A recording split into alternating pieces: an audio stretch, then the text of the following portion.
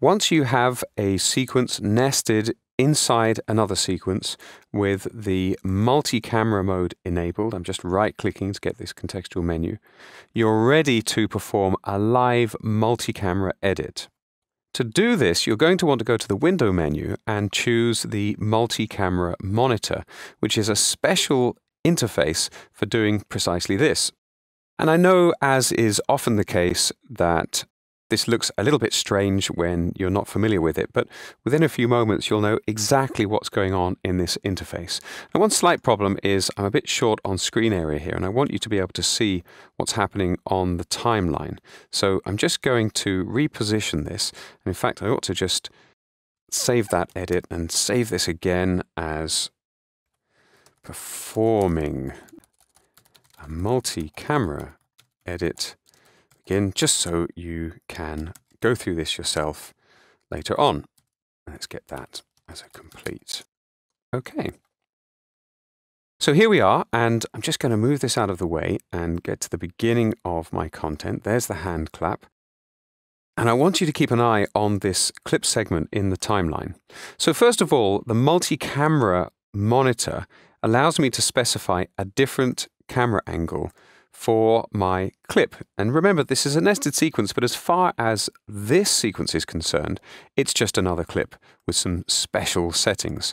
And there we go. Everything's in sync, ready for me to edit. Essentially, to perform a multi-camera edit, you just need to press play and start choosing the camera angles that you want. And you can use the keys on the keyboard to choose a different camera angle. So you don't even need to use the mouse to do this. At the bottom here, you'll see that we've got an option to choose which video track on the timeline we're using. If I set this to video 2, I'm not going to see anything because on video 2, it's totally blank. Let's just have that off. We've got this option as well for our audio based on the audio tracks we have available. Now, at the moment, we're going to see and hear the audio from MC1, that's Multicamera 1, which is our video 1 track on our original sequence. If we go back to that sequence, you can see this is our, in fact, that's our Multicam 4 angle. So each of these layers, each of these tracks on the timeline become in our Multicam edit MC1, MC2, 3, and 4, and so on. If we look under the panel menu here at the top right-hand corner of this multi-camera monitor, we've got this option Audio Follows Video. Now, by default, we're getting our MC1, that's our video 1 and audio 1 for playback. If I click on another angle, you'll notice that the camera angle, the audio, doesn't change to follow the video. Now, usually, I would say, let's say in the majority of occasions, one angle is going to have the audio and others are not. So you're probably going to want to leave things like this. But initially, you're going to need to choose the correct angle that has the correct clean audio.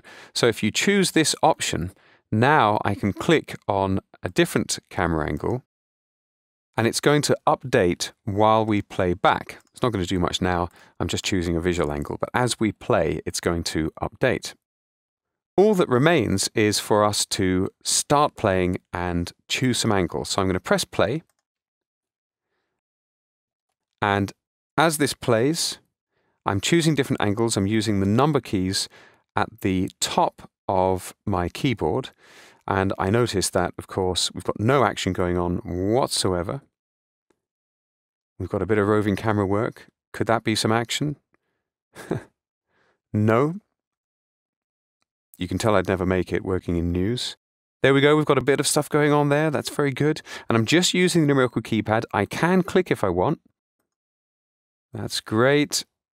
Another angle, another. Let's come over to see the bridge. And I'm just going to stop there by pressing the space bar. And you can see immediately what's happened on the timeline. In fact, let me close this monitor. And I'm just going to zoom in a bit on the timeline. What's happened is Premiere Pro has added an edit to each of these clip segments. And for each clip segment, it's given a specific camera angle for playback. The angle is chosen based on the selections I made in the multi-camera monitor. And you'll notice, as I said, after changing that panel menu option in the multi-camera monitor, my audio is following the video. So I've got camera 2, camera 4, there's my audio for it. If I come out a little bit and drag over, I've got an unblemished section here, so I'm going to go back to my multi-camera monitor, and this time I'm going to turn off, what are we on there? 1, that's fine. I'm going to turn off audio follows video and hit play again, and now I'm going to start choosing some other angles. I'll go stop. You can see here I've got go a frame back, go a frame forward.